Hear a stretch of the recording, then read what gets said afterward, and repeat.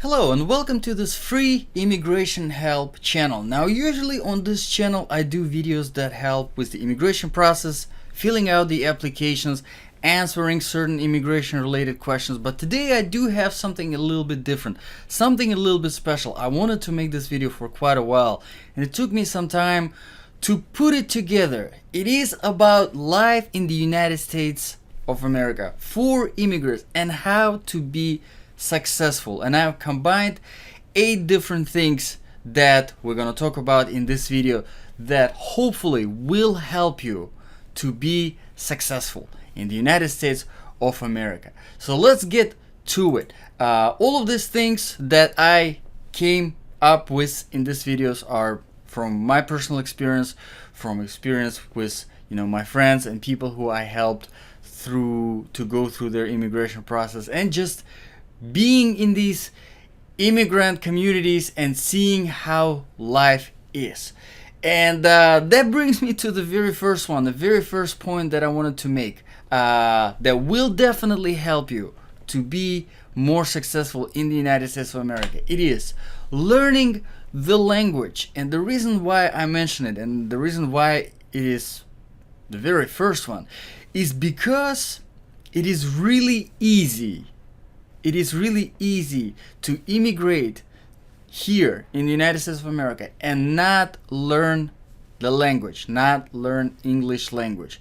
Because whenever we immigrate, we tend to get into these communities. For example, if you are Russian speaking, and obviously most likely your first port of entry is going to be New York. Most of the times, a lot of flights from Russia and Eastern Asia, they go to New York first, and or Miami. The same thing in Miami. But there are areas in New York and in Florida, in Miami specifically, where you really do not even need to know English and you can get around. There are Russian stores, Russian restaurants. You can get a job in a Russian place with, I don't know, Russian construction crew or something like that, and not ever need to speak English and only speak Russian. And that's what I saw a lot of people do. They do not get outside of their communities and they stick with the language that they learned, obviously their native language, and then they come here and they don't try to learn English language. And it is understandable, obviously, because learning new language, especially for older adults, it's not such an easy task. It takes effort to start learning something from scratch, especially if you have no English basics at all. But the point is, it is possible. It is possible. And I've seen people come here with absolutely zero language and learning English language, just being able to already more or less freely speak within the first 3 months, and then within the first year just being pretty much fluent with it. And there are a lot of free courses out there that you can take. There are paid courses that you can take. For example, ESLs. Most of the universities, most of the public schools offer ESL classes, and a lot of community colleges, you will find they do have these free courses, specifically designed for immigrants, to help them learn the language. And it is very, very important, because you might be in your community, you might have yourself surrounded with Spanish speaking people, if you're Spanish speaking, or Russian speaking, wherever you're coming from, whatever your native language, you can find that community and you can be comfortable in it. But the point is, at some point of your life, you will have to start dealing with things that require English language. If you don't know English language, it's just you are potentially sabotaging yourself in the future, and you definitely don't want to do that. Another very important point that I wanted to bring up, and that took me a little bit of a while to kind of think through it, because it is a very sensitive and very complicated subject, okay? And is the history, learning the history of the United States and traveling the country.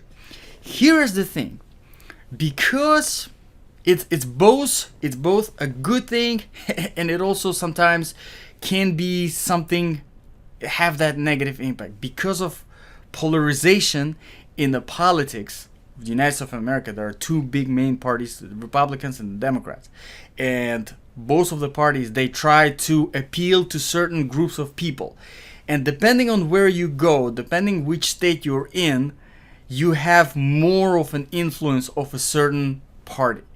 And these parties, people who are in these parties, certain individuals, certain politicians, they do benefit from flipping certain things their own way. And for example, here's one example. There are groups of people out there, political groups out there, that benefit from showing the United States of America as having a bad history, right? Bringing up things like slavery. And of course, all of these things, we all know that they are terrible things, right? But the reality is, for someone like myself from the country where, United States is fairly new, right? Just the city where I was born and raised is more than 2,500 of years old. So we have way more history, and in that history, we have way more violence, way more wars. It's just you go through my city and you will find places where there were these terrible prisons where people were thrown in a dungeon that you couldn't ever get out of. That's it. It was the final destination. We had these places where it was just public mass execution, and one dynasty comes, another dynasty comes and overthrows another one, and then another one, and then another one, and within those 2,500 of years, it was just piled on top of those. So the point that I'm trying to make is that every country, every region in the world has the history of violence, has the history of war. There were always bad people, there are bad people now, and there will always be bad people. But because this certain country has a horrible history, some parts of a horrible history, it does not mean that the whole country is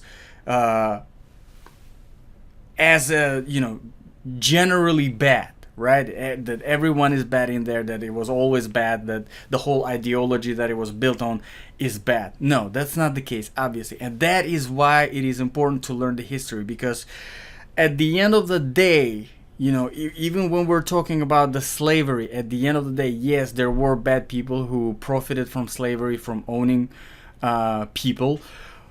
But at the end of the day, that doesn't make the country bad, because if you remember, if you learn the history, you'll find out that more than another half of the country actually fought to free those slaves, to give these people the same freedoms and the same opportunities that the other half of the country had. And it was the big civil war, right? What was the main cause for the civil war? It was the slavery. The people were fighting to free the slaves. So if you want to, you can look at it, oh yes, this country had a history of slavery, it's a terrible country. Or you can look at it as this country had a history of slavery, and there were enough people to fight to help those people and to free those people, So learn the history and don't fall for that political polarization, because there are a lot of, like I said, political groups out there that will try to that benefit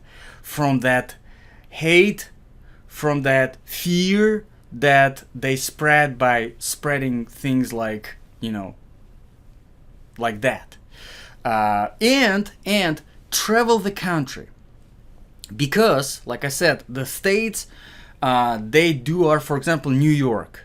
New York was always Democratic, leading, not always, I'm not saying it always was, but for the past however many years, it was mostly liberal, Democratic, and travel outside. Don't come in, because that was one of my things. Whenever I came to the United States of America, I came in, the port of entry was in New York, and I lived in New York for about 2, 3, or 4 years before I actually traveled outside New York and seen the whole country.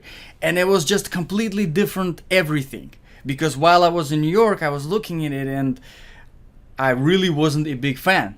But whenever I traveled, then I saw things outside of that democratic ideology, political ideology, and then just seeing other things that are going on in the country, and then understanding, okay, that is why United States is such a great country. That is why it is such a free country. That is why there are so many opportunities here. Now it all makes sense. So make sure you do find that for yourself. Don't just come into one place and then just be there in one community, especially if you are restricted with the language. That can be another thing that can hold you in one space and not seeing what is going on, because United States of America is huge, and one coast is completely different from the other coast, completely different from the other. Just travel the states and see them for yourself. Make your own judgment. Okay, that brings us to the next one, and I kind of mentioned a little bit in the second part, is learn the culture and politics. Culture meaning it's very diverse here, because obviously there are a lot of people from different countries. This is, United States of America is probably one of the most diverse countries in the world. Not probably, it is. You can find people here from all sorts of different backgrounds, ethnic backgrounds, cultural backgrounds, religious backgrounds. Make sure to kind of familiarize yourself with all of them. Whenever I first came here and I was in New York, I saw all these different diasporas of Jews, all of these different Russian communities, all of the different Middle Eastern communities, and all of them had their own sort of culture. But the really beautiful thing about all of it is that they had a way of interacting with each other, making it work, making it, you could see a Jewish person and a Muslim person just going along the street, sitting together in a restaurant and having a good conversation, having a good time. And it's very important to kind of diversify yourself as well. If you want to live in a diverse country, you have to be accepting of other cultures, of other religions, of other ethnic backgrounds and stuff like that. And also it plays a role with politics, because like I said, because it is polarized, you will find eventually that politics often do have that power of helping with unifying people. We might be diverse, you might be completely something else. You can have a completely different religion, completely different values, completely different something, but because, let's say, you are a Democrat and I'm a Democrat and we are together, now we're Democrats, right? Or because you're a Republican and I'm Republican, we are now can communicate, we are on the same page. So politics kind of have that cultural almost like shape in the society. So make sure you familiarize yourself with the politics as well, because I know a lot of people here, I've been myself this way, and I've seen a lot of my friends be the same way. They try to stay away from politics, but politics are good. Here you want to be part of politics. You want to know what is going on in the political world, because it helps you being part of your community.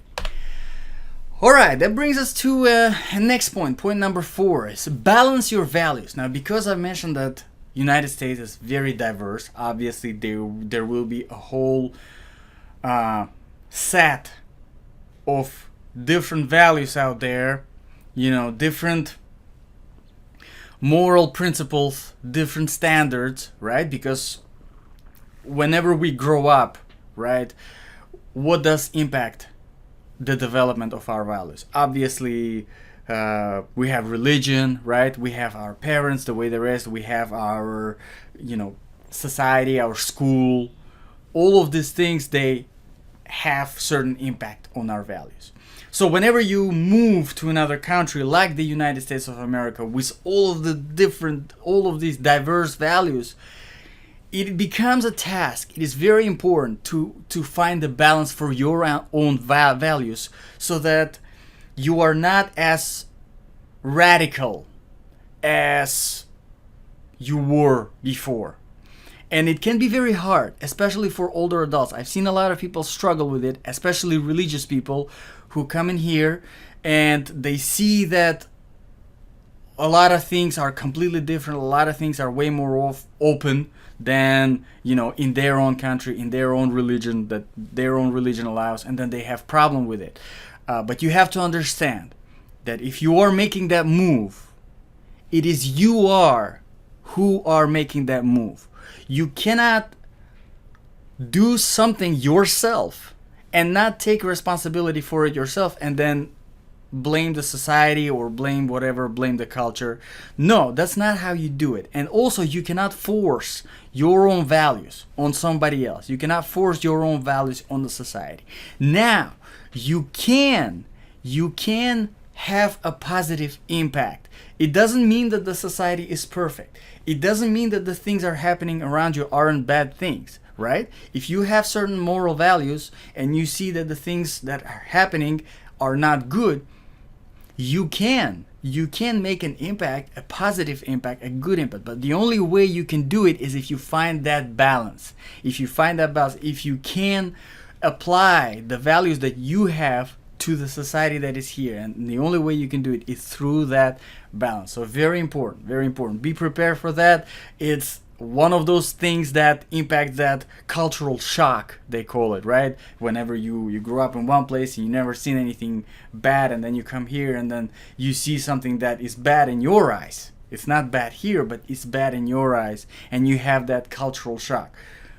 Balance the values. Okay, that brings us to the next point. Point number 5 is take 100% responsibility for everything, for absolutely everything. And I know that from being raised in a communal community. I'm not sure if that's the right word, but more in the community type of setting where you can rely on, you do have to rely on other people to live your life, to have things done. You have to rely on other people. It's normal. In the United States, it is, I'm not saying that you cannot rely on somebody, but being 100% responsible for your own things will help you avoid a lot of problems. And by problems, I mean things like, unpaid bills, your mistakes in your name somewhere, some kind of insurance claim problems, just a lot of things. And if you are not taking responsibility, if you are not 100% on all of these things, if you think that you can just simply say, you know what, I filled out this form, I gave it to that person, that's it, that person is supposed to be doing their job, everything's supposed to be good, you will get in trouble, you will have problems. And it's sad. But personally, myself, I do have a resolution folder for all the problems that I had throughout being here in the United States. And there are probably about 300 different folders just with the names of companies. I don't know, Verizon, AT&T, different insurance companies, different doctors, different this and that, hospitals that caused problems in my life. And I'm not really blaming them. You can't really say, Verizon is a bad company, because one person did not properly put my name, and I know my name may be complicated for someone because I'm from another country. You can't really say that the whole company is bad. But the point is, if you just let it go, your problems, they're not going to be resolved. They only will escalate. They only will get worse. So you have to be 100% on everything, everywhere. You have to know what is going on in your life. You have to know everything about your insurance, your car insurance, your house insurance, your health insurance. You have to know everything about your kids, school, know everything about their school. You have to know about all your bills, your internet bills, your telephone bills. You have to follow up. If your bill didn't come out one day, if it's one day late, don't just assume that, okay, well, it will come out tomorrow. It's their problem. They need my money. No, trust me. Call them and find out why your bill wasn't withdrawn from your account, because they might say 1 week down the road they will charge you a late fee and say, well, we tried to withdraw it from your account and it didn't work, and it's not going to be their fault. It's going to be your fault because you saw it and you let it go. Have the calendar. Know when everything comes out, all of the bills, everything. Just be on top of things. Be 100% responsible. It is very, very important here. Very important. Okay. That brings us to the next one. Don't do anything illegal. And I know you can say, like, wow, okay, wow, it's a great one. Of course not, But here, I don't mean anything illegal like stealing and killing, right? Obviously, we don't, it's obvious. But here's the thing, and I've seen it a lot. I cannot tell you how many times I've seen that with immigrants. And I received myself couple times advice like that from different people here. Okay? And doesn't make those people bad. I'm not saying they're bad people. I'm just saying that they fell for the same bad advice that they're giving out now. And here's an example, right? You come into the country, you start working, and here's the bad advice. Very, very bad advice. Work for cash. Don't show your cash, because you don't have to show your cash earnings, because there is no way for IRS to verify cash, how much cash. You do have to show your cash, but if you don't show IRS, they're not gonna know, right? And that way you can show a minimal income, and then you can file for all of these programs, food stamps, all of that sort of stuff, right? Because now you're showing the little income. This is fraud, and it is illegal. And if you do get caught, which most likely you will eventually get caught for something like that, you will have a bunch of fines, and you potentially can go to prison for EBT or whatever kind of fraud you're doing. This is fraud. This is illegal. But I cannot state how many times I heard that terrible advice coming from different people to immigrants. And of course, as an immigrant, you're coming to the new country and they tell you these things and you're like, well, I mean, I guess if everybody's doing it, I guess I'll do it too. Don't listen to these bad advices. Don't listen to this terror. If something doesn't sound right, which obviously this doesn't sound right out of the bat, right? You're hiding your income from Internal Revenue Service. It obviously doesn't sound right. Don't do it. Do your research. Go and make sure you know the regulations, you know the law, you know what's right, you know what's wrong, and don't follow bad advice, because one mistake like this, you won't be able to say, oh, I didn't know, this guy recommended me to do this and I'm sorry.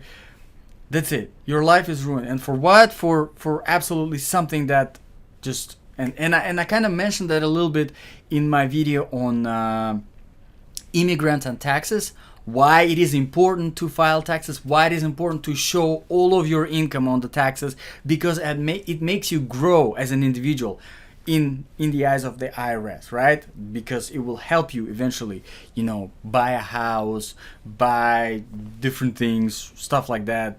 You don't want to hide your income. Okay, done with this. It kind of brings us to the next one, because I mentioned buying a house and buying things. Don't drown yourself in debt. Now, this is a very big one, and I've seen a lot of immigrants, unfortunately, fall for this, because not a lot of countries have that system developed, the debt system. For example, the country where I came from, we don't have anything. I think now they are doing mortgages, but it's very, very rare that somebody actually does mortgage. So it's not built into the social norms. It's not been built into the culture to be in debt. People save their money and then they go buy a car. and then people save their money and then they go and buy a house. Not like here. Here you don't have to save money. If you have a decent job that pays decent amount of money, you can go and buy a house, a nice house right now, and then make these little payments while paying off. Be very careful with that, because I've seen a lot of people get carried away and buying things, expensive houses that they cannot afford, expensive cars that they cannot afford, spending money on credit cards. And the bottom line, the best advice that I can give you is don't have no credit cards at all. If you want to have credit cards so that you can build your credit, fine, but keep them somewhere away. Don't carry them with you and don't ever spend. If you want if you're buying something, buy it with a debit card or with cash. That's it. Don't ever use a credit card. And the same thing with the cars. You know, don't go and buy yourself a brand new car and get a car loan. Don't lease a car, but save up some money and buy yourself a cheap used car. Live below your means and you will be just fine. And the same goes with the house. Now, house is a little bit more of an exception because it's a more inexpensive purchase. But again, be careful with the house that you buy. Don't buy yourself, if you're only making like $30,000 a year, don't go and buy yourself a $200,000, $300,000 house because you cannot afford it. It's very important. You have to make sure you understand the system and do your calculations. Again, that brings us to the take 100% responsibility. Okay, never stop learning. And this one is very important because, like I said, for older adults, it's very hard to continue learning new things. But if you are planning to immigrate and you have a new start in a brand new country, you cannot afford to stop learning. You have to learn. And being 100% responsible for everything, it means learning all of these different areas that you never learned before. You have to be good with immigration field, obviously, because you're immigrating. So you do need to know laws and procedures and application process in immigration. You do need to know things about the insurance because you will need an insurance for your car, you will need an insurance for your house, insurance for your kids, your healthcare, all of that sort of stuff. You have to learn about, laws in general, politics, culture, all of these different things. So never stop learning. Always try to improve yourself in all of these different fields because eventually it will definitely help you, in all of these different situations that will come up, and situations will come up.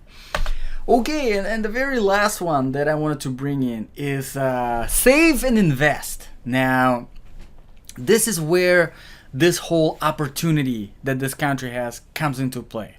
And this is one of the things that I think makes this country really, really the country of opportunity, where really everyone can be successful and can achieve a lot if they work hard, take responsibility, 100% responsibility for everything. If they live below their means, don't spend excessively money left and right, save money, and then invest money properly. And how you invest money is that you will find out, again, never stop learning, keep on learning, you will find out. If you learn, you will find out that there are individual retirement accounts, there are 401ks that your jobs will provide. These are the mechanisms that can help you build that wealth to the point where your life is changed, your kids' life is changed, and your family's life is changed. That you build up that nest for everyone, to kind of live and have a good life.